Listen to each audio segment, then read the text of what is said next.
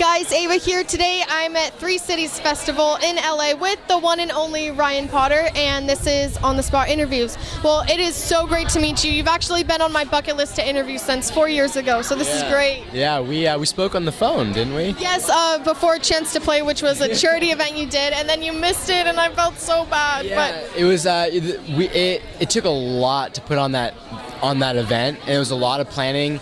And then the weekend of, there was a tornado or hurricane in the connecting city for the flight, and production said you cannot go because if you don't make it back Monday for shooting.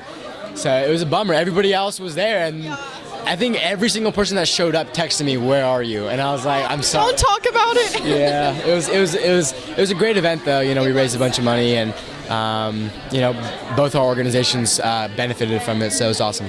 Yeah, and it was really a great event. So we missed you, but I promise you, it was actually one of my favorites. So you did a good job. So thank you. And if you don't mind, just touch on what makes you so involved with charity. Like, why is that close to your heart? A bunch of different charities. Well, the biggest one is actually the homeless issue. When I moved from Japan to the United States, I didn't understand how kind of prevalent the homeless issue is, and especially in Los Angeles, driving through downtown, going by, you know, Hope Street and a couple of these places,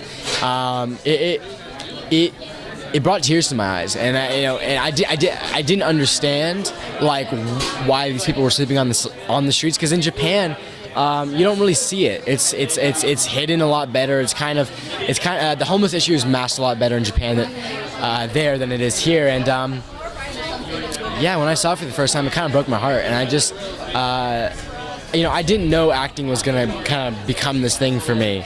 So I'm glad it has, because I'm able to use it as a vessel to raise money, raise awareness, and speak on the issue of homelessness in Los Angeles, and especially the youth homeless issue is huge. You know, we have 18,000 youth homeless living in Los Angeles, and that's just out of, you know, the population of 48,000 homeless, and it's heartbreaking, and it's a topic that not a lot of people want to talk about it, because it's, you know, it's an ugly issue, and it puts you in a depressed mood, but you have to face it. But you have to face it, and you have to talk about it, just because, you know, these are human beings that probably fought for our country at one point in time, came back and just weren't able to get their lives back together. Two, they have either mental disorders or real addiction problems, and, you know, they need the right treatment, and they can't get that just by living, you know, on the streets. They need real care, and unfortunately a lot of government programs are cut, you know, and you better or for worse, it's hard to say, but the fact of the matter is it put a lot of people out on the streets, and you know, a lot of people are homeless for bigger reasons, more important reasons, other than just, oh, they have a drug addiction. You know, and a lot of people just look at homeless people and say, oh, don't give money to them, they're going to go spend it on booze. But, you know, I've seen what homeless people do with the money, and they go buy meals, they go buy a new shirt just because the shirt they have is stained and smells and is torn up, and you know, it's heartbreaking, because people are kind of losing empathy towards the homeless, because they feel that it's a self-inflicted or a self-deserved position, and it's not. A lot of the times it's not. So, you know, it's a topic that I'm very, I guess, passionate about, and if I can take one person off the streets in my lifetime, I think I've accomplished my goal. Yeah, for sure. Well, I mean, that was like an amazing speech. I'm not sure what to say other than we really appreciate what you're doing, and I just hope that you continue to just have that passion for charities. And everyone check out Twitter and whatnot for your any events that you have. Yeah, just follow me in general at Ryan K. Potter.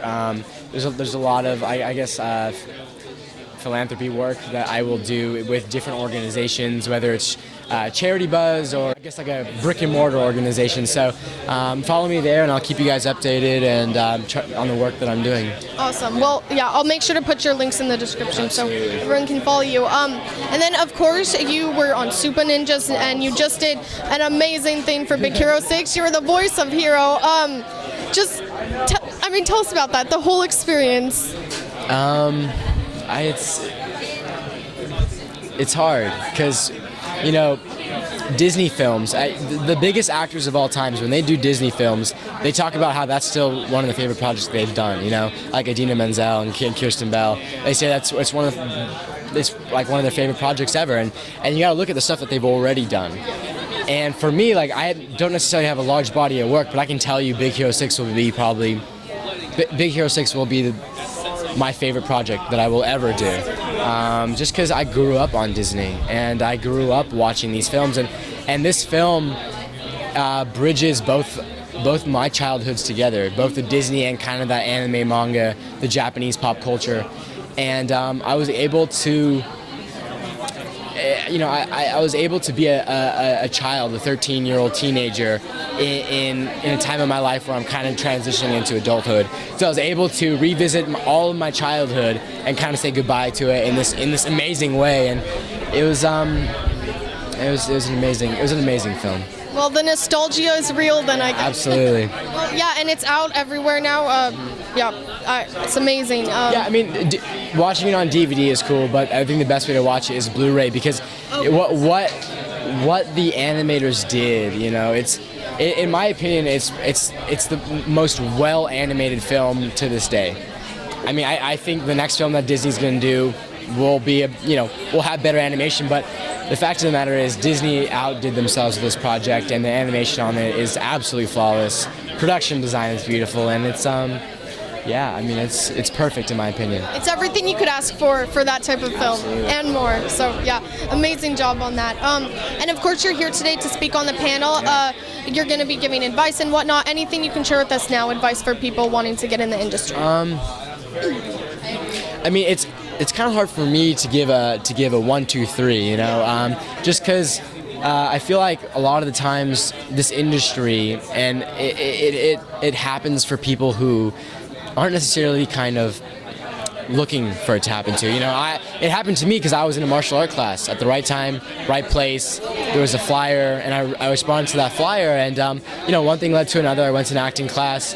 I went to another, and then I booked this role. And once you kind of get your foot in the door, there's so many.